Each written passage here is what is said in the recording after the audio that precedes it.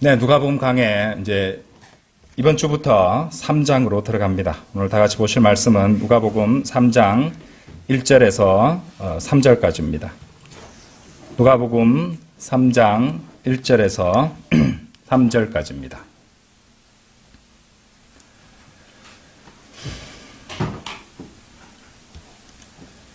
네, 제가 받들어 읽겠습니다.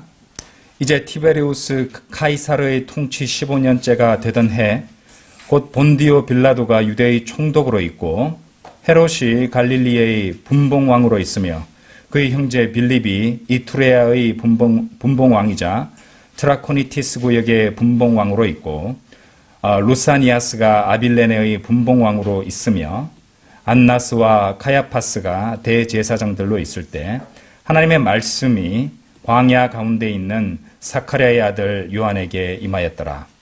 그러자 그는 요르단 근방의 모든 지방에 이르러 죄들의 사면으로 인하여 회개의 침례를 선포하였더라. 네, 오늘 드릴 말씀 제목은요, 전치사 4를 잘못 번역한 성경들, 이런 제목으로 말씀드리겠습니다. 전치사 4를 FOR, 전치사 4를 잘못 번역한 성경들, 이런 제목으로 말씀을 드리겠습니다. 이제 오늘 설교는 3절 말씀 중심으로 말씀을 드릴 텐데요.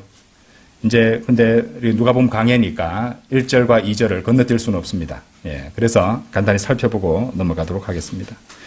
이제 1절을 잘 보시면요, 여러분들 읽으시면서 느끼셨을 것이에요.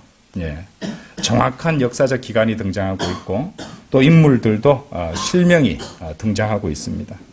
그래서 의사 누가는 이 기록을 하면서 그 당시의 정확한 시대, 누가 통치했고 누가 어디를 다스렸고 이런 이름들을 갖다가 정확히 제시하고 있습니다. 그것이 무엇을 의미하는 것입니까? 이거는 신화나 우화가 아니다. 이거는 뭐 전설을 갖다가 이렇게 대충 편집해서 말하는 것이 아니라 실제 사실이라는 그 확신을 우리에게 분명히 심어주는 그런 대목이라고 하겠습니다. 여기 나오는 이제 로마 황제 티베리우스는요, 티베리우스 이제 카이사르라고 나오죠. 티베리우스 카이사르. 이제 이 사람은 아우구스투스 뒤를 이어서 통치했던 자입니다.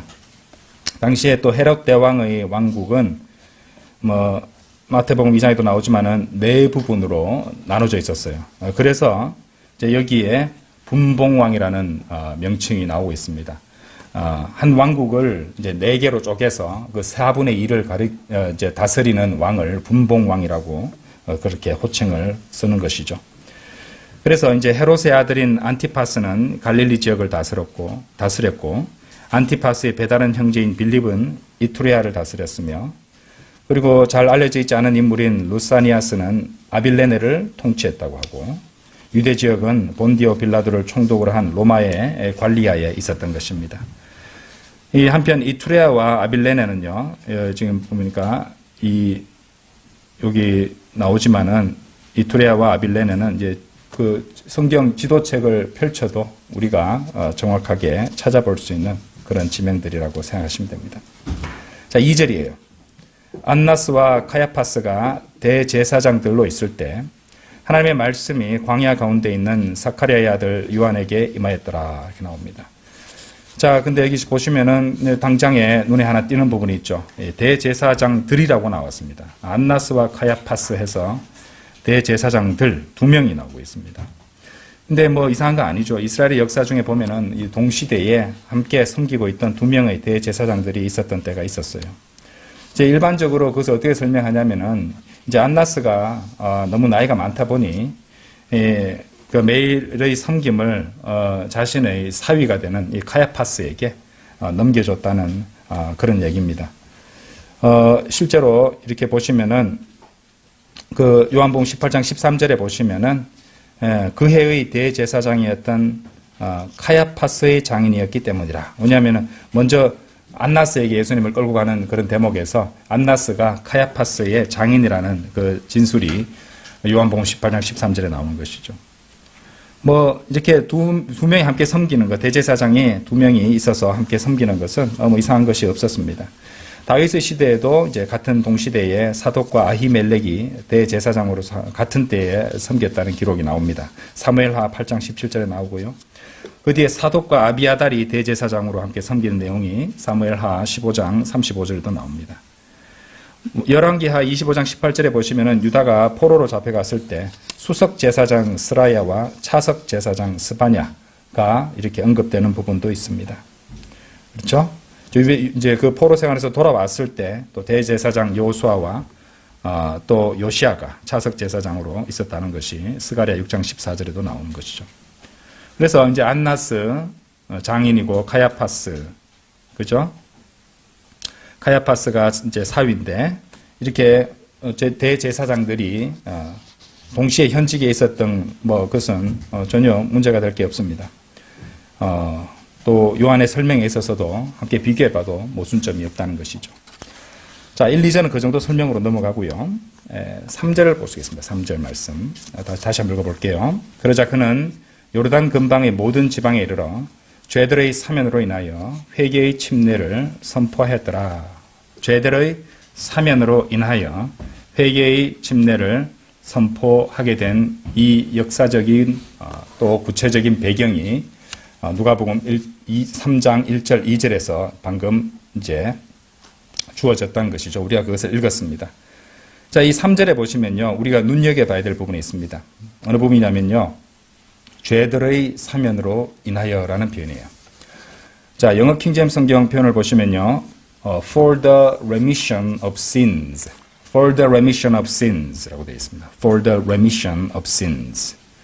이 전치사 for가 나오잖아요, 그렇죠? 이제 영어를 공부하시면 사전 보면 아시겠지만요, for는 이제 크게 두 가지 용법이 이제 중요한데, 먼저 뭐뭐 때문에, 뭐뭐 인하여라는 뜻입니다. for는요, 그렇죠? Thank you for 할 때 for는 그 뒤에 나오는 것들이 그 감사하게 여기는 이유가 나오잖아요. for, 그렇죠? 그 다음에 for는 위하여라는 뜻도 있습니다. 그래서 전치사 for는 위하여도 되고 인하여도 되는데, 문맥에서 맞게 뜻을 선택을 하는 것이죠.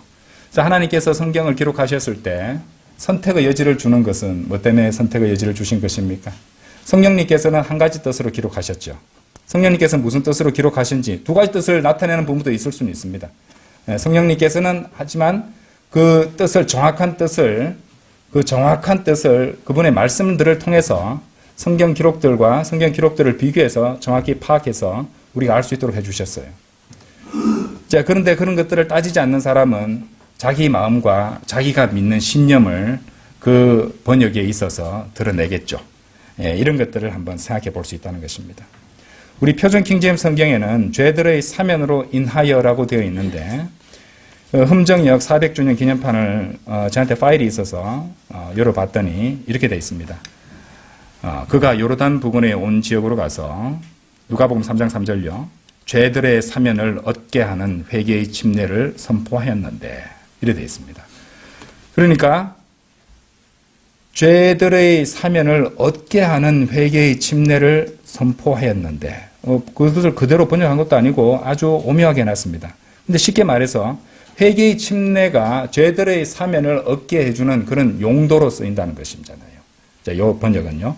그러니까 회개의 침례는 어떤 거냐면은 죄들의 사면을 얻게 하기 위한, 얻게 하는 용도의 회개의 침례라는 겁니다.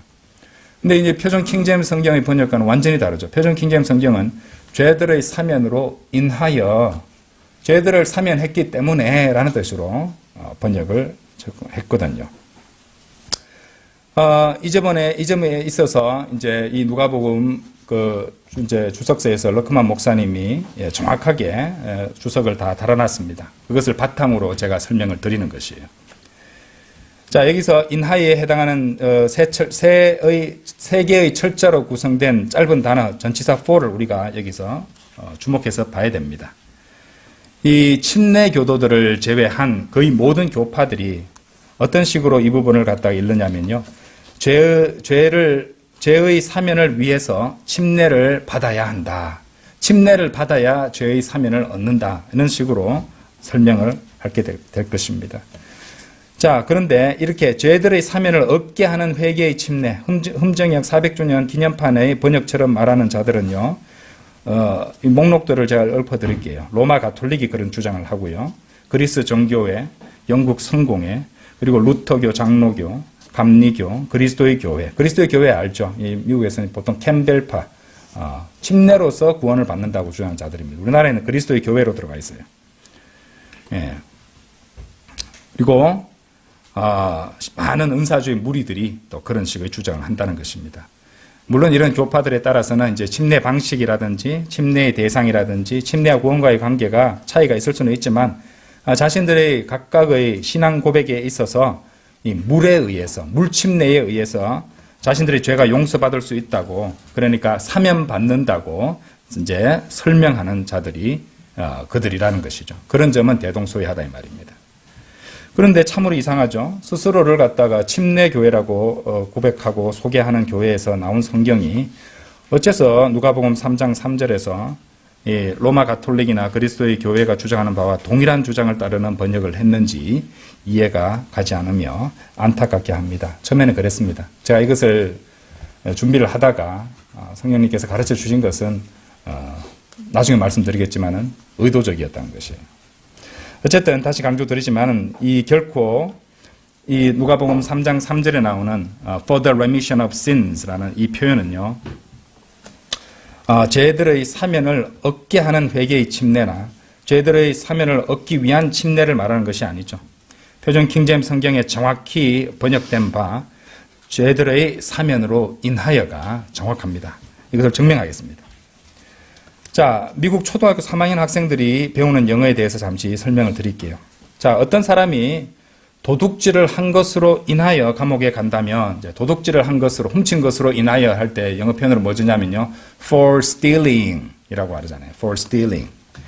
그러면은 도둑질을 했기 때문에 도둑질로 인하여 감옥에 간 것이 맞지, 도둑질 하기 위해 감옥에 간 건 아닙니다. 그죠? 그죠? went to jail for stealing. 이 말은 스틸링 했기 때문에 감옥에 갔다는 말이지. 예. 도둑질을 하기 위해서 감옥에 갔다는 말은 일반적으로 그렇게 해석하지 않습니다. 도둑질 했기 때문에 감옥 간다는 말이죠. 예수 그리스도께서 여러분들의 죄들로 인하여 죽으셨죠. 그렇죠? 물론 그렇습니다. 그렇죠? 예. 자, 여러분이 죄를 짓게 하기 위해서 예수님이 죽으셨어요? 아니죠. 예. 우리 죄로 인하여 죽으셨다는 것입니다. 여러분들이 죄를 지었기 때문에 그분께서 죽으신 것이죠.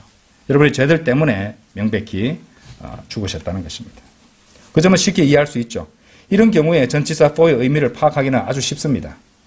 그런데 지금 우리가 보고 다르게도 보는 부분들에 있어서는 상당히 헷갈리기도 하고 실제로 그냥 아무 생각 없이 보면은 이렇게 어떤 것을 얻기 위하여의 뜻으로 그 같이 보이는 그런 구절들도 존재하는 건 사실입니다.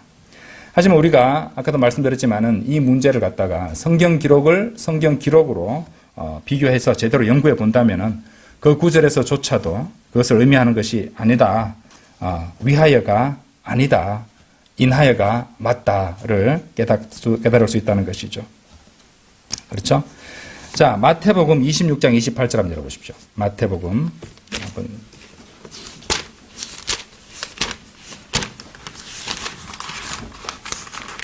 마태복음 26장 28절.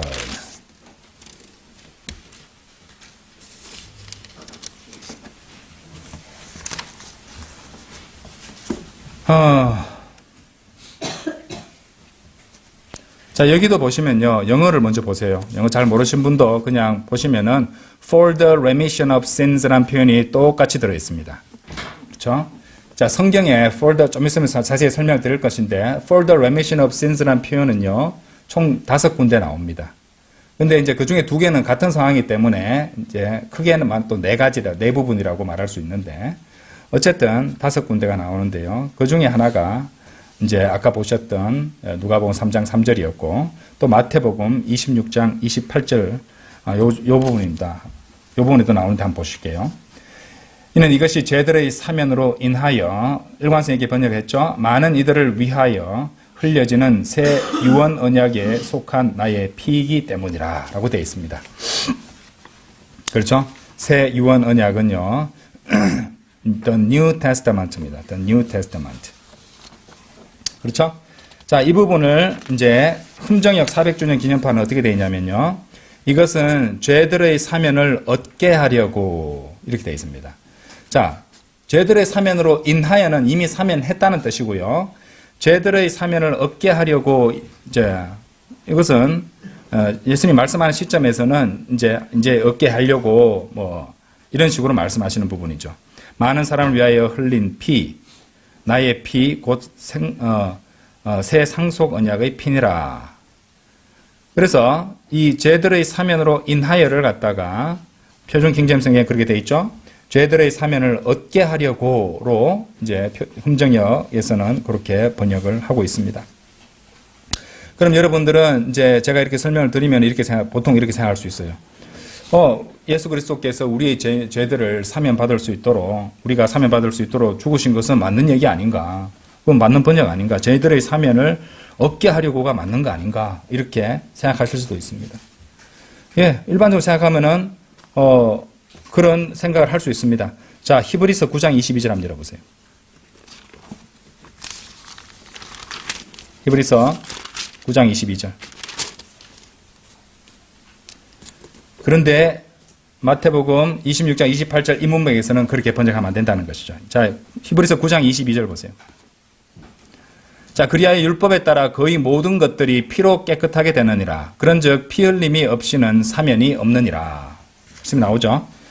자, 피 흘림이 없이는 사면이 없느니라라는 이 말씀은 우리가 실제로 이제 거리 설교나 복음을 전할 때도 예수 그리스도의 보혈의 능력을 설명하기 위해서 피 흘림이 없이는 예수 그리스도께서 왜 십자가에서 못 박히시고 피 흘려 죽으셔야 했는가를 설명할 때 한 번씩 언급하는 구절이기도 합니다.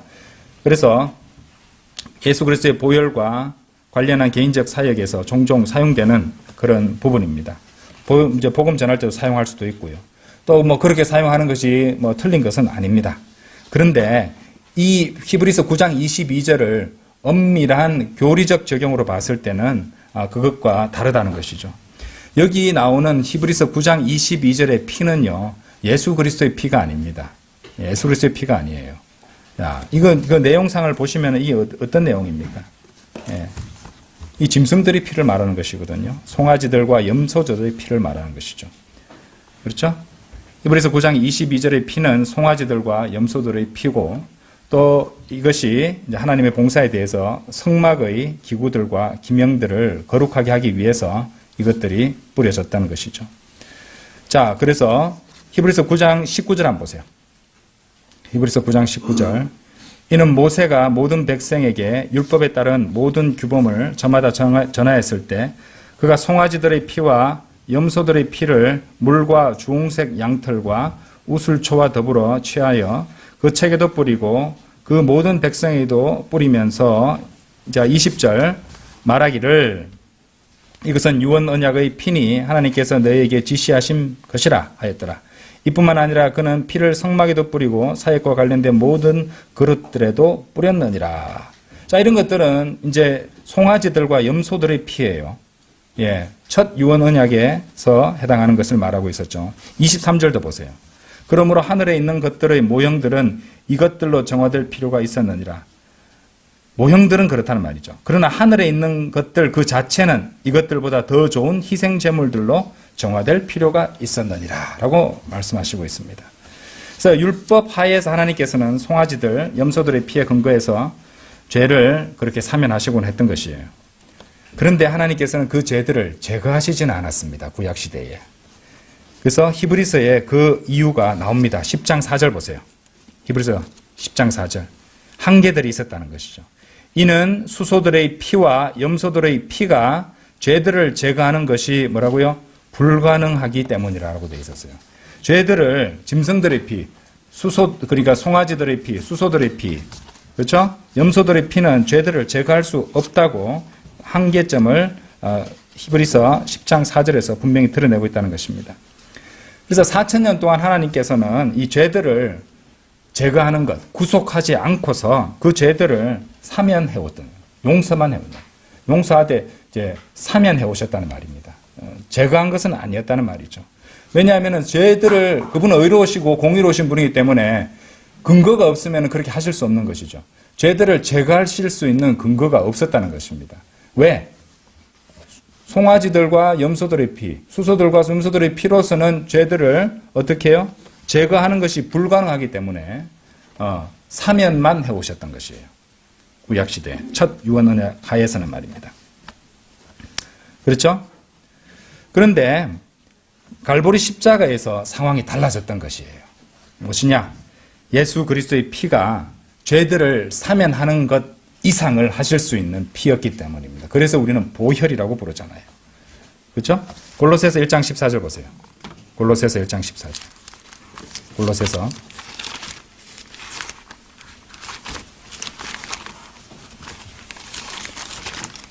골로새서 1장 14절을 보시면은 그 아들 안에서 우리가 그분의 피를 통하여 구속, 그분의 피를 통하여 구속 곧 죄들의 용서를 받았느니라 라고 되어 있습니다.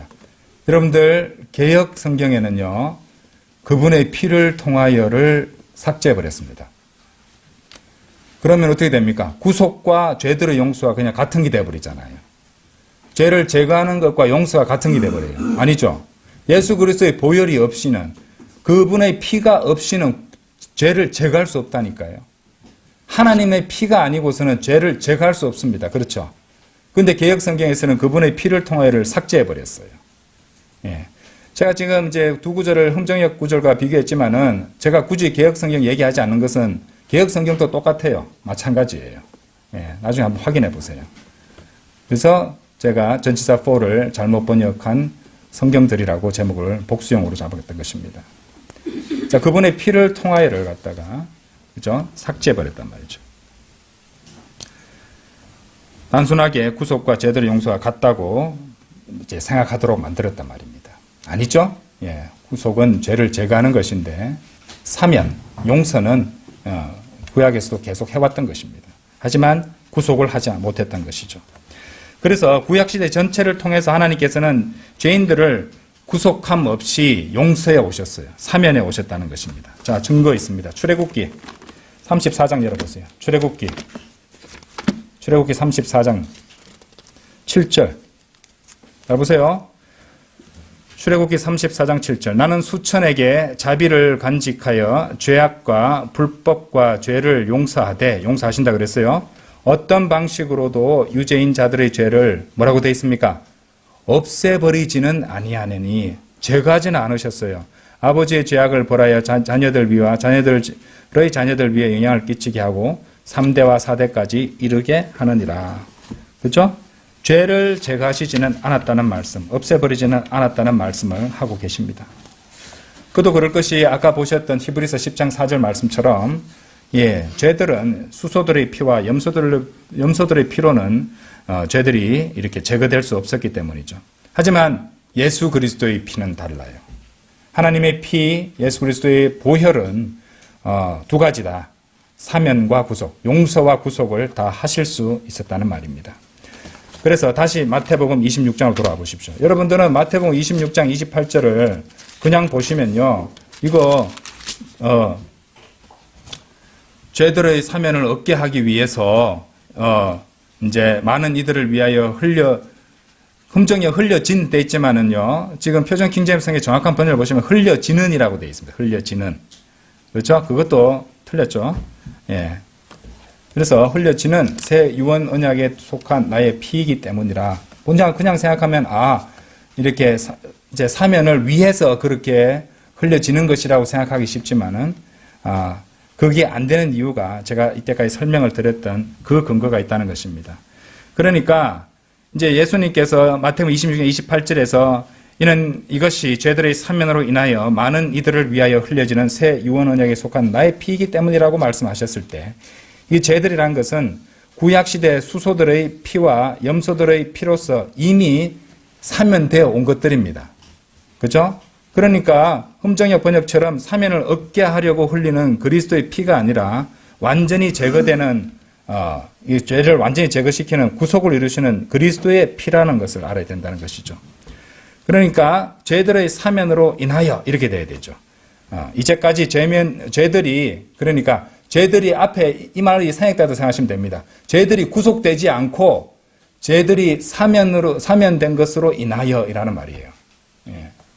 그러니까 구속이 안 됐으니까 사면만 받고 제거되진 않았으므로 그런 의미로서 죄들의 사면으로 인하여라고 말씀을 하셨던 것입니다.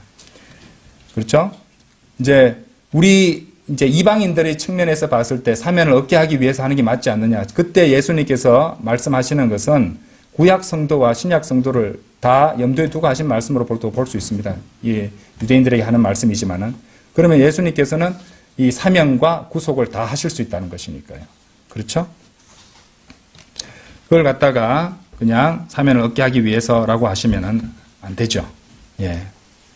실로 죄들은 예수 그리스도의 피로서 그제서야 완전히 제거될 수 있었기 때문에, 그렇죠? 죄들의 사면으로 인하여 제거되지는 않고 죄들이 사면만 되었기 때문에, 그렇죠? 많은 이들을 위하여 흘려지는 새 유언 언약에 속한 나의 피, 예수 그리스도의 보혈은 이제 구속을 할 수 있는 그 피라는 것을 보여주는 말씀이 바로 마태복음 26장 28절 말씀이라는 것을 이해해야 됩니다. 단순하게 생각하시면 안 되죠. 예. 오늘 말씀은 좀 질긴 곡입니다. 또 어려운 교리이기도 하고요. 잘 들으시면 됩니다. 자, 그러면은 제가 방금 설명드린 말씀, 예수 그리스도의 피로서 그 죄들이 완전히 제거될 수 있다는 것을 더 성경적 근거가 있느냐? 예, 두 구절을 제시할 수 있습니다. 먼저 로마서 3장 25절입니다. 로마서 3장 25절. 열어보시죠. 로마서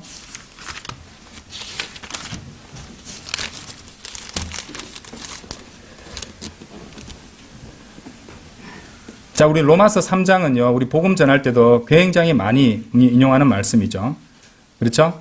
23절부터, 22절부터 볼게요. 제가 보려는 말씀은 25절인데, 22절부터 보겠습니다. 곧 예수 그리스도의 믿음에 의하여 하나님의 의가 모두에게 이루고, 믿는 모든 자들 위에 임하느니라. 이는 거기에 차이가 전혀 없기 때문이라. 이는 모든 사람이 죄를 지었기 때문에 하나님의 영광에 이르지 못하다가, 그리스도 예수 안에 있는 구속 나왔죠? 그리스도 예수 안에 구속을 통하여 그분의 은혜로 값없이 정당함을 입증받았느니라. 25절. 하나님께서 그리스도를 그분의 피의 믿음을 통하여 화해 제물이 되도록 세우셨으니 하나님의 인내하심을 통해 과거에 있던 죄들의 사면으로 인하여, 여러분들 이게 무슨 말입니까? 과거에 이제 송아지들과 염소들의 피로 하나님께서 이제 그렇게 해서 죄들을 사면받을 수 있는 방법을 주셨잖아요. 그죠? 구약시대에. 그래서 과거에 있던 죄들의 사면으로 인하여 그 말입니다. 그러니까 이 말이 무슨 말이냐면 똑같은 for the remission of sins라고 영어 표현이 그대로 나왔던 것인데, 그냥 구약시대에는 계속 구속이 되지 않고 사면만 되어 왔다 이 말이죠. 그렇죠? 죄들의 사면으로 인하여 이제 그분의 의를 선언하려 하심이라. 사면해서 그분의 의를 선언한 것이 아니고요. 죄들이 구속되지 않고 사면되어 왔기 때문에 그분의 의를 선언하신다는 말입니다. 그분의 의가 뭐였습니까? 자, 22절 가보세요. 그죠? 예수 그리스도의 믿음에 의하여 하나님의 의가 모두에게 이루고 믿는 모든 자들에게 임하느니라. 22절과 연결시켜 보세요. 그럼 그분의 의를 선언하시는 것은 언제만 가능합니까? 예수 그리스도께서 오셔야만 가능해지는 겁니다. 예수 그리스도께서 오심으로써 하나님의 의가 선언된 것이에요. 그 말입니다, 지금. 구약시대에는 계속 어떻게 됐단 말입니까? 25절. 과거에 있던 죄들의 사면으로 인하여, 사면만 됐다는 것이죠. 그것으로 인해서 죄들이 제거되지는 않았어. 이제 그분의 의를 선언하시는데 예수 그리스도 오셔서 선언한단 말입니다. 그것이 한번 보세요. 26절. 내가 말하노니 이때에 그분의 의를 선언하시어 그분께서 정당하게 되시고, 또한 자 예수님 오셨으니까 그 다음에 이제 이거는 예수님 이후에 그분을 믿어서 구원받는 사람 얘기가 나오고 있어요. 하나님을 믿는 자의 정당함을 입증하시는 분이 되려 하심이라고 나와 있습니다. 아시겠죠? 그러니까 25절, 26절 보시면은 이제 구약시대 그렇게 동물의 피를 가지고 사면 받았던 사람들과 26절의 후반부 보시면 예수를 믿는 자의 정당을 입증하시는 분에 대한 얘기가 다 나오고 있는 것으로 우리가 이해를 할 수 있다는 것이죠. 이 부분이 상당히 중요한 증거가 됩니다. 그런데 이 로마서 3장 25절에 흠정역 400주년판 어떻게 번역을 해놨냐면은 과거의 죄들을 사면하심으로써라고 해놨습니다. 과거의 죄들을 사면하심으로써. 자, 이 부분은요, 문맥상 아무리 봐도 정확하게 사면을 하셨다는 말을 갖다가 할 수밖에 없습니다. 그런데 저는 이제 감탄을 했는 게 아주 교묘한 번역을 해놨어요. 과거의 죄들을 사면하심으로써. 그러면은 하심으로써라는 말은 과거에 사면했다는 뜻도 되고요. 장차 사면할 거라는 뜻도 담을 수 있습니다. 이 표현만 가지고 하면은. 이게 애매한 번역이기 때문에. 그런데 실제로 영어는 for the remission of sins 똑같은 영어거든요. 이제 이거를 갖다가 일관성 없게 하는데 어떤 의도를 갖고 여기서는 정확하게 그렇게 할 수밖에 없는데도 불구하고 죄들을 사면하심으로써라고 의도성을 갖고 애매한 번역을 해놨다는 것입니다.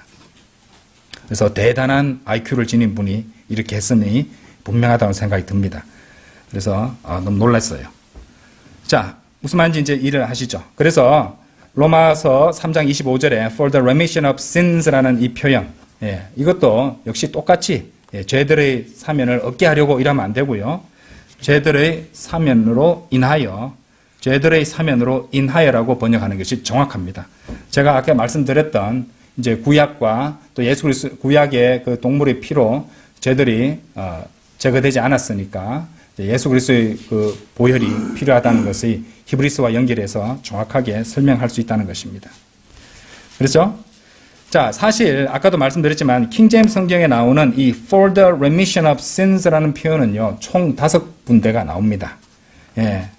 그리고 러커만 목사님은 분명히 단언하시는데 어떠한 경우라도 예외 없이 모두 because they have been remitted. 무슨 말이냐면은 즉 그들이 이미 죄의 사면을 받았으므로 풀어서 말하자면 그렇다는 겁니다. 죄들의 사면으로 인하여 풀어서 말하자면 이미 죄들의 사면을 받았으므로 또는 받았으므로 이런 뜻으로 모두가 똑같이 그때 맞춰가 바꾸는 표현이 아니라고 정확하게 주석하고 계십니다. For the remission of sins를요.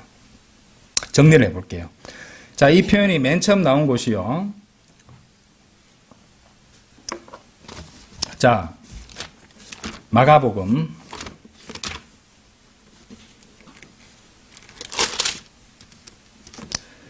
1장 4절 열어보세요. 마가복음 1장 4절.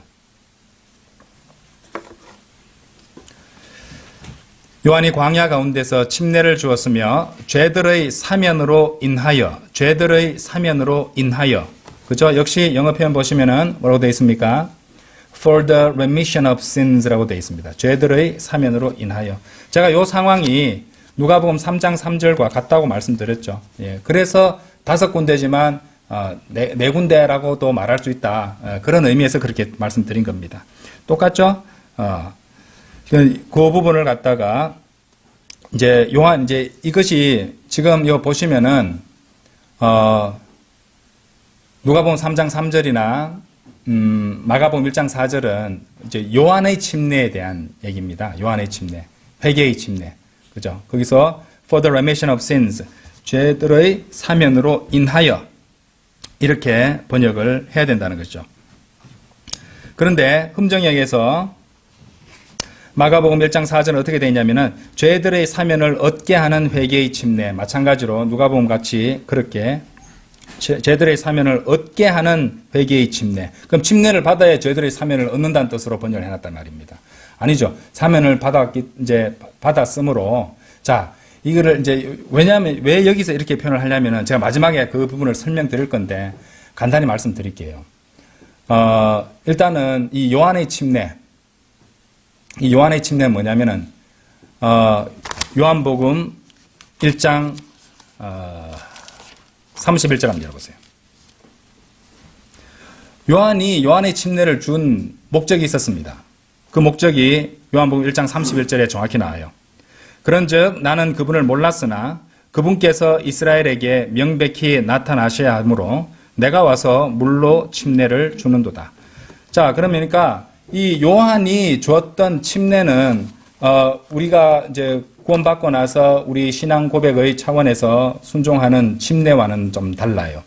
왜 다르냐면은 이것은 요한이 예수 그리스도를 갖다가 이제 명백히 드러내기 위해서, 알려지게 하기 위해서 주었던 침례고, 이 하나님의 진노 가운데 죽었던 이 죄인들의 이 죽음과 장사를 보여주는 침례였어요. 그렇죠? 그래서 예수님께서 오셔가지고 죄도 없으신 분이 침례를 받으려고 하니까 왜 그러십니까 하니까 이렇게 해서 의를 이루자고 하셨잖아요. 왜냐하면 예수님께서 침례 받으시는 대목이 굉장히 중요합니다. 죄인들의 자리에 그분께서 들어가신다는 그 뜻이었거든요. 그러니까 이 침례는, 요한의 침례는 이제까지 죄들이 사면받아 왔는데 이제 죄들을 구속하실 수 있는 그분께서 이제 오셨다는 것을, 메시아시라는 것을 유대인들에게 드러내기 위해서 주었던 침례가 요한의 침례입니다. 아시겠죠?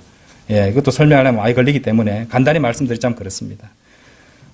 이 성경에는요, 보시면은 7 침례가 나옵니다. 여러분 아시죠? 7 침례. 제일 이제, 따지고 보면 제일 먼저 나온 침례는요, 요한의 침례가 아닙니다. 구약에 있었어요. 모세의 침례 있잖아요. 그렇죠? 이스라엘 민족이 이집트로부터 이래 떠나면서 이제 성별하게 되잖아요. 세상을 얘기하는. 그죠? 그래서 그것도 고린도전서 10장에서 영적으로 적용을 해서 설명을 하는 대목이 나옵니다. 어쨌든 그것이 모세의 침례, 모세의 침례가 있었고 요한의 침례가 있는 것이고요. 예수 그리스도의 십자가의 죽으심을 보여주는 죽음의 침례라는 것도 있습니다. 그 이제 침례라는 표현을 직접 쓰시거든요. 당연하죠. 예수님께서 이 기품을 통과해서 오셨다가 십자가에 죽으시고 하나님 진노하에서 십자가에 죽으시고 다시 돌아가시잖아요. 침례 받으신 게 다른 없잖아요. 죽음의 침례. 그 다음에 이제 우리가 이제 거기 사도행전 2장 38절에 나오는 유대인의 침례가 있습니다. 유대인의 침례. 그거는 우리 이방인의 침례 다르죠. 이방인의 침례가 또 있고요. 이방인 침례는 이제 사도행전 10장이라든지 아니면 그 간수가 가족들하고 받는 그 부분이 있잖아요. 사도행전 16장에 나오는 그 침례라든지 이런 건 이방인의 침례입니다. 또 있죠. 영적 침례, 성령 침례라고 하잖아요. 그죠? 구원 받을 때 받는 그 침례도 성령 침례입니다. 또 있습니다. 불 침례. 예. 결국에 이제 불의 호수에 던져져서 영원토록 고통을 겪게 되는 그런 어떤 저주잖아요. 그렇죠? 저주의 침례, 불 침례까지 있습니다. 침례가 7개가 있습니다. 그 중에 하나가 요한의 침례인데 요한의 침례는 아까도 말씀드렸지만 이스라엘 민족에게 메시아이신 예수 그리스도를 드러내기 위해서 주었던 침례라는 것입니다. 그래서 그런 상황에서 죄들의 사면으로 인하여, 그죠? 지금 인하여 회개의 침례를 선포하였더라. 이렇게 번역을 하는 것이 정확하다는 것입니다. 그죠? 역시 이제 흠정역은 침례를 받아서 사면을 얻는다는 식으로 번역을 해버렸죠. 그리고 아까 보셨던 마태복음 26장 28절도 예수 그리스도께서 최후의 만찬에서 새 유언 언약에 속한 그분의 피에 언급하셨을 때 그때 하신 말들이 역시 죄들의 사면으로 인하여라고 하면 정확한데 죄들의 사면을 얻게 하려고 흘려지는 인데 흘린 이렇게 또 오역을 해버려놨죠. 그렇죠? 자, 또 한 곳은 어디냐면요. 이 사도행전 나중에도 보겠습니다만은 사도행전 2장 38절 한번 보세요. 사도행전 2장 38절.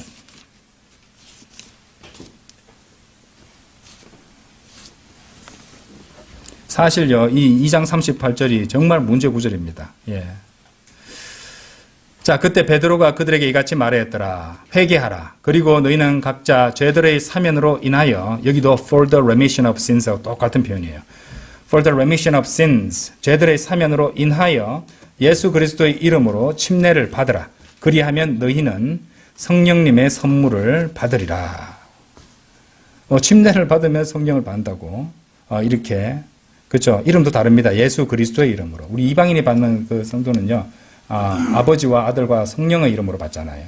그렇죠? 그래서 주의 이름으로 이렇게 하면 주의 이름으로 받거나 주는 이제 아버지 하나님, 아들 하나님, 성령 하나님 다 되니까 그렇게 되는데 여기는 예수 그리스도의 이름으로 침례를 받으라라고 말하는 이 대목인데 여기서도 for the remission of sins가 역시 죄들의 사면으로 인하여가 맞는데 뭐라고 했냐면은 400주년 기념판 흠정역은 이에 베드로가 그들에게 이르되 회개하고 너희 각 사람이 예수 그리스도의 이름으로 침례를 받아 죄들의 사면을 얻으라 이렇게 번역을 해놨습니다.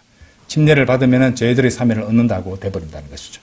모르는 사람이 펼쳐서 이걸 보면은 침례 받으면 죄 받는 거구나, 세례 받으면 죄 받는 거기 죄의 사면 받는구나 이런 식으로 보지 않겠습니까? 그렇죠? 예, 구분을 못하면은 엉망이 돼버린다는 것이죠.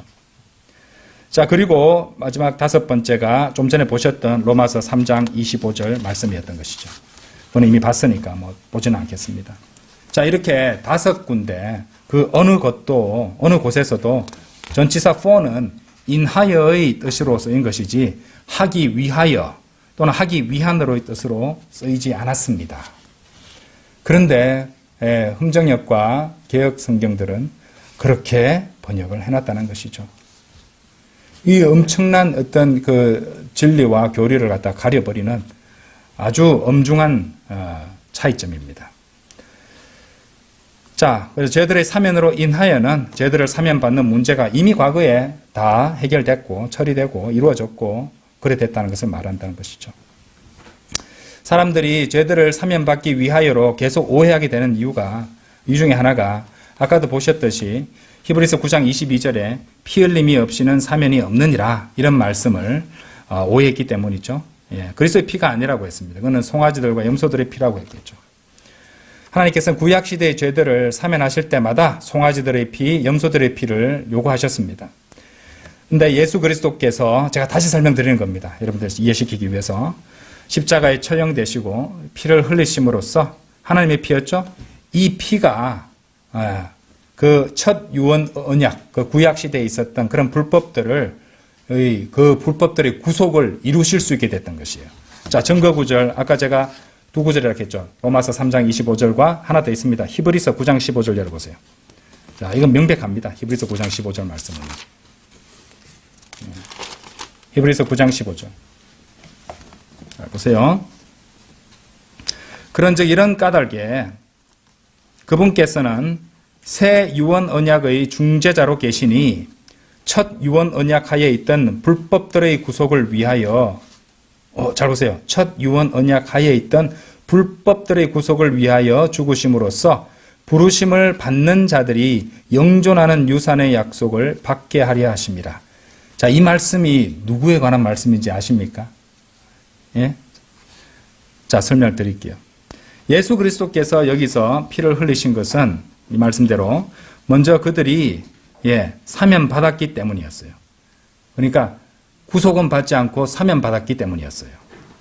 침례자 요한이 그들에게 침례를 행한 것도 하나님께서 이미 그들의 죄들을 사면하시기 때문에 그죠? 죄들의 사면으로 인하여 회개의 침례를 선포했던 것이죠. 마찬가지로 예수 그리스도께서 피를 흘리신 것도 하나님께서 사람들의 죄들을 이미 사면해 주셨기 때문이고 이로써 그 용서된 죄들을 구속하시고 죄인들을 구원하시기 위해서입니다. 신약 교리가 정립되기 이전의 과도기인 아까 보셨던 사도행전 2장 38절에서도 하나님께서 죄들을 사면해 주셨기 때문에 죄들의 사면으로 인하여 유대인들이 예수 그리스도의 이름으로 회개의 침례를 받았던 것입니다. 이처럼 하나님의 죄의 사면은 예수 그리스도께서 피를 흘리시기 이전에도 이미 이루어져 왔던 것입니다. 아담도 죄가 용서되었죠. 거기 짐승을 잡아가지고 가죽옷을 해입혔잖아요. 그게 어린 양입니다. 어린 양. 어린 양을 바치게 하셨던 것입니다. 노아도 죄의 사면을 받았고 이삭과 야곱도 다윗도 그랬습니다. 그런데 그들의 경우에 있어서 십자가에서 예수 그리스도의 피가 흘려지기 전이었기 때문에 그들이 구속되었던 것은 아니었다는 말이죠. 죄가 제거된 것은 아니었다는 말입니다. 구약시대에는 죄들이 용서될 수는 있었어도 죄들이 제거될 수는 없었던 것입니다. 죄들을 제거하고 깨끗하게 할 수 있는 것은 오직 예수 그리스도의 피뿐입니다. 그래서 예수 그리스도께서 오셨던 것이고 죄들의 사면으로 인하여 그러니까 죄들이 사면만 되고 죄가 제거되는 구속은 이루어지지 않았기 때문에 예수님께서 오셔서 하나님의 피를 흘리셨고 구속을 이루셨던 것입니다. 아까 이제 로마서 3장 25절을 자세히 설명드렸죠? 하나님께서 죄들을 사하신 것인 과거에 이미 이루어진 일인 것을 분명하고 확실하게 서술을 했던 것이죠. 그렇죠? 예. 그래서 히브리서 9장 15절에서는 그런즉 이런 까닭에 그분께서는 새 유언 언약의 중재자로 계시니 첫 유언 언약 하에 있던 불법들의 구속을 위하여 죽으심으로써 첫 유언 언약 하에 있던 불법들은 사면만 됐던 것이죠. 그래서 구속을 위하여 죽으심으로써 부르심을 받는 자들이 영존하는 유산의 약속을 받게 하려 하심이라. 자, 이 말씀은 구약 성도들을 겨냥한 말씀, 신약 성도를 말하는 게 아닙니다. 여기서는 구약 성도들은 사면만 받고, 그죠?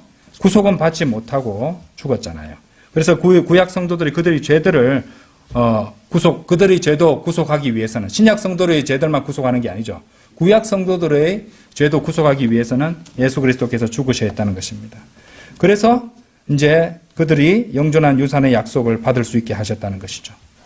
그래서 이제 주님께서는 이게 지하 세계에 있던 아브라함의 품에 있던 그런 구약 성도들을 데리고 그 이후에 에베소서 4장 8절 9절 찾아보진 않겠습니다. 그 내용처럼 그 구약 성도들을 데리고 올라가실 수 있었다는 것이죠. 그렇죠? 예. 이런 것들을 제대로 알 리 없으니까 희한한 번역을 하는 겁니다. 다시 설명드리자면 예수 그리스도께서는 이 말씀대로 죄들을 사면하시려고 죽으신 것이 아니라 이미 사면은 계속되어 왔죠. 첫 언약 때에 범죄한 것을 구속하시려고 죽으신 것입니다. 예수 그리스도께서 오셔서 죽으시고 피를 흘리신 것은 죄들을 구속하셔서 죄들을 제거하기 위한 수단을 마련하시기 위해서라는 거죠. 위해서라는 것입니다. 하나님께 그 근거를 마련해 드리기 위해서였어요. 그 불법들은 이미 사면되어 있었습니다. 이미 용서되어 있었어요. 제거, 구속이 되지 않았다 이 말입니다. 그렇죠? 그런즉 이런 까닭에 그분께서는 새 유언 언약의 중재자로 계시니 첫 유언 언약 하에 있던 불법들의 구속을 위하여 죽으심으로써 부르심을 받는 자들이 영존하는 유산의 약속을 받게 하려 하심이라. 히브리서 9장 15절 다시 읽었는데요. 이렇게 첫 유언 언약 하에라는 말씀에서도 알 수 있듯이 피의 속죄의 첫 번째 적용은 구약 성도들에 대한 것이었어요. 그것은 죄들의 사면으로 인하여, 그죠? 사면으로 인하여 사면했기 때문에, 사면만 받아왔기 때문에, 제거되지 않았기 때문에, 그래서 예수 그리스도의 피가 필요했던 것입니다. 자, 다시 사도행전 2장 38절 가보십시오. 사도행전 2장 38절. 이 말씀 때문에 지옥 가는 사람들이 엄청 많습니다. 엄청 많아요.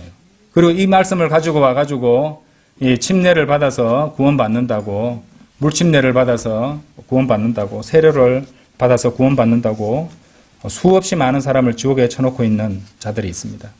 그때 베드로가 그들에게 이같이 말하였더라. 회개하라. 그리고 너희는 각자 죄들의 사면으로 인하여 예수 그리스도의 이름으로 침례를 받으라. 그리하면 너희는 성령님의 선물을 받으리라. 자, 이 방금 읽으신 이 사도행전 2장 38절로 가서 물침례로 죄를 용서받게 하려는 자가 있다면 그 사람은 지옥형 티켓을, 편도 티켓을, 왕복 아닙니다. 들어가면 못 나옵니다. 편도 티켓을 나눠주려는 자들이름을 알아야 된다는 것입니다. 럭커만 목사님의 주석서에 적어도 9억 명이 좋게 넘는 사람들이 이 세 개의 철자로 된 전치사 4를 잘못 해석해서 지옥에 떨어질 저주하에 있다고 주석하고 있습니다. 자, 왜 이렇게 잘못된 번역을 하고 있을까? 왜 이렇게 잘못된 번역을 하고 있을까? 이 세대주의를 배격하기 때문입니다. 세대주의를 배격하고 바르게 성경을 나눠서 공부해야 되는데 바르게 나누는 것을 가지고 이 험정역을 번역하신 분이 피터 러크만 박사님을 공격할 때 극단적 세대주의자라고 무식하게 비판한 것을 본 적이 있습니다. 아니죠. 바르게 나누는 게 본인들이 안 나누니까 바르게 나누는 세대주의를 극단적 세대주의라고 하는 거죠. 극단적 세대주의자 따로 있습니다. 그죠? 그것도 잘 모르면서 그런 말씀 하시면 안 되죠. 그죠? 로마서부터 빌레몬서까지만 신약 성도들에게 주어졌다고 시간으로 무자들이 탁탁탁 나눠가지고 여기까지가 딱 보고 나머지는 신약 성도들한테 해당 없어. 이렇게 주장하는 자들이 극단적 세대주의자들이죠. 우리는 아니죠. 우리 바이블 빌리버는 성경 전체를 다 하나님의 말씀으로 받고 우리 교훈으로도 적용하고 영적인 적용도 있고 교리적 적용도 하고 실제적 적용도 하고 교훈적 적용도 하는 그런 사람들이잖아요. 그렇기 때문에 이것은 제가 봤을 때 험정역 같은 경우에 그런 번역을 한 것들이 실수가 아니라고 봅니다. 충분히 그 정도 영어도 아시는 분들이고 다 아시는 분들인데 신념에 의해서 바른 교리를 인정하기 싫기 때문에 본인들의 교리에 맞춰가지고 하나님의 말씀 성경을 있는 그대로 번역하지 않고 성경 기록과 성경 기록을 비교하지 않고 자의적으로 번역한 결과라고 저는 결론을 내렸습니다. 제가 틀렸기를 바라는 마음입니다. 실수로 하셨으면 고치면 바른 말씀이 살아날 수 있으니까요. 자, 이 사도행전 2장 38절 여기 한번 보세요. 그리고 너희는 각자 죄들의 사면으로 인하여 예수 그리스도의 이름으로 침례를 받으라. For the remission of sins라고 되어 있잖아요. 그죠? 자, 이것은 제가 아까도 설명드렸지만은 이 7 침례 가운데 유대인의 침례입니다. 유대인의 침례. 이거 신약 성도들하고는 상관이 없는 겁니다. 유대인들에게 주는 거예요. 유대인들. 그죠? 메시아를 죽인 이 유대인들에게 이제 선포되었던 그 침례가 바로 이 유대인의 침례가 사도행전 2장 38절입니다. 자, 같은 책 사도행전 10장 가보세요. 사도행전 10장.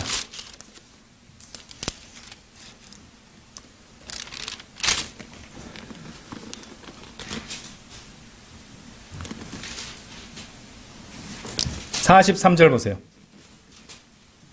10은 이방인의 숫자잖아요. 그렇죠? 자, 다시 제가 이제 비교하면서 가겠습니다. 베드로입니다. 똑같은 베드로가 등장합니다. 사도행전 2장 38절 다시 볼게요. 보고 사도행전 10장으로 가겠습니다. 10장 43절로. 그때 베드로가 그들에게 이같이 말하였더라. 회개하라. 그리고 너희는 각자 죄들의 사면으로 인하여 예수 그리스도의 이름으로 침례를 받으라. 그리하면 너희는 성령님의 선물을 받으리라 했습니다. 자, 여기서는 for the remission of sins니까 죄들을 사면 받았기 때문에 침례를 받으라 라고 말했던 거잖아요. 그렇죠? 여기서 for the remission of sins입니다. 자, 똑같은 베드로입니다. 베드로가 이제 가서 이제 이방인들에게 이렇게 복음을 전하는 것인데 자, 43절 보세요. 그분에 대하여 모든 예언자들이 증거하였으니 그의 이름을 통하여 그분을 믿는 자는 누구든지 죄들의 사면을 받으리라는 것이라. 자, 사도행전 2장 38절에서는 죄들의 사면으로 인하여 이미 받았다는 식으로 사면을 받았다는 말로 해서 유대인들에게 얘기했잖아요. 근데 사도행전 10장에서는 이방인들에 해당하는 말을 하고 있는데 그분의 이름을 믿는 자는 누구든지 죄들의 사면을 받으리라는 것이라. 이방인들은 무슨 염소들하고 송아지들의 피로 해서 사면 받아올 일이 없잖아요. 그죠? 유대인들이 그렇게 했던 것이지. 이 사람들은 사면을 안 받은 사람들입니다. 그렇죠? 그러니까 예수 그리스도의 이름을 통하여 그분을 믿는 자들은 누구든지 죄들의 사면을 받으리라는 것이라 하고 아직 이런 말들을 전하고 있는 동안에 성령님께서 베드로가 그 말을 마치지 못하게 강제로 막으셨어요. 아마 베드로는 43절을 이제 말하면서 곧바로 사도행전 2장 38절에서 했던 말들을 하려고 했을 것이에요. 이제 회개하고 침례를 받으라. 그럼 성령의 선물을 받을 거야 라고 말하려고 했는데 성령님께서 베드로가 그 말 못하도록 막으십니다. 갑자기 어떤 일이 벌어졌습니다. 성령님께서 말씀을 들은 그들 모두 위에 임하셨더라. 이방인들 위에도 성령님의 선물이 부어졌으므로 다 깜짝 놀랐단 말이죠. 예, 구원 받았단 말입니다. 침례 받기 전에 구원을 다 받았단 말입니다. 그렇죠? 예. 이는 이방인들이 방언들로 말하고 하나님을 드높이는 것을 그들이 들었기 때문이라. 이것도 설명을 많이 드려야 되는데, 자, 여기서는 과도기적 시간이고, 또 여기서 성령님을 받았다는 것을 증거를 보여주시기 위해서, 이렇게 이제 방언들로 말하는 그런 이 과도기적 이 서신에서 그 사건이 발생한 것입니다. 어쨌든 성령을 받아서 구원 받았단 말입니다. 그래서 47절에서 그들이 우리와 마찬가지로 우리는 뭡니까? 예, 유대인을 말하잖아요. 성령을 받았는데 어떤 사람이 이들에게 침례받지 못하도록 물을 금할 수 있겠느냐. 이제 이 사람들은 구원받고 침례받는 그것이 여기서 그대로 만들어졌다는 것이죠. 자, 이것만 봐도 세대주의가 아니면은 모순이 돼버립니다. 자, 사도행전 2장 38절에서는 이미 사면 받은 것이라고 말했잖아요. 사면 받은 것으로 인하여, 사면으로 인하여, 죄들의 사면으로 인하여 예수 그리스도의 이름으로 침례를 받으라. 그리하면 너희는 성령님의 선물을 받으리라. 사도행전 10장에서는 성령님께서 베드로에게 이방인들이 구원받는 것을 딱 정확하게 개입하셔서 보여주셨다는 것이죠. 그대로 43절에서 그분을 믿는 자는 누구든지, 우리가 구원받은 방식이잖아요.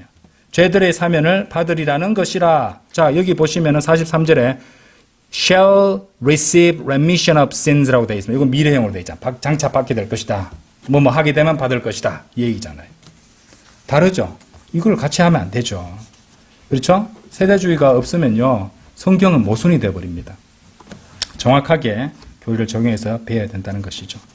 자, 그렇다면 오늘 누가복음 3장 3절 죄들의 사면으로 인하여 회개의 침례를 선포한다는 말씀에서 요한이 의미하는 바가 무엇입니까? 요한이 이제 회개의 침례, 요한의 침례를 갖다가 준 이유는 예수 그리스도를 메시아로서 이스라엘 민족에게 드러내기 위함이라고 말씀드렸죠. 그래서 이제 이것을 통해서 그는 유대인들에게 이렇게 말하고 있는 것입니다. 마침내 그 때가 되었다. 메시아께서 여기 계신다. 회개하라. 그러면 너희의 죄들이 용서받게 될 것이다. 그리고 이것으로 내려와서 물밑으로 내려가서 너희가 그것을 믿는다는 것을 보이도록 해라. 그런 의미에서 회개의 침례를 선포하고 있었던 것이죠. 그러니까 요한은 여기서 누구에게라도 침례를 받을 때 죄들이 용서받게 될 것이라고 말하는 것이 아니라는 것이죠. 그렇죠? 그리고 어떤 침례자도 죄를 용서받게 하려고 누군가에게 침례를 주는 것이 아닌 이유가 바로 여기도 있습니다. 침례자가 침례를 주는 것은 뭐 때문입니까? 그 사람이 이미 죄들을 용서받았기 때문에 그렇게 하는 것이죠.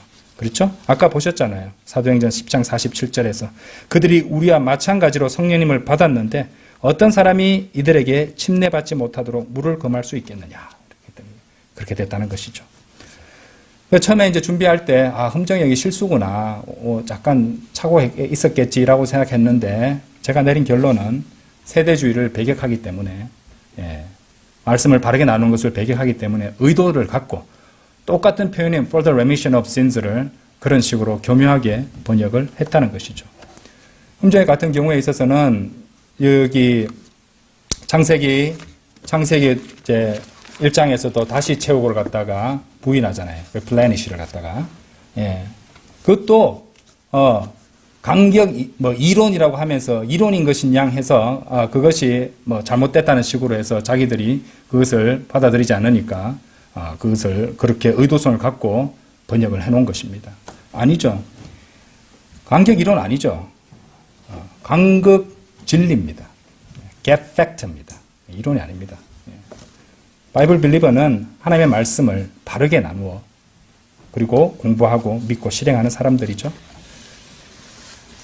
아무리 킹제임스 성경을 쓴다고 할지라도 이런 세대주의를 믿고 또 실행하고 가르치고 하지 않으면 바이블 빌리버 아닙니다.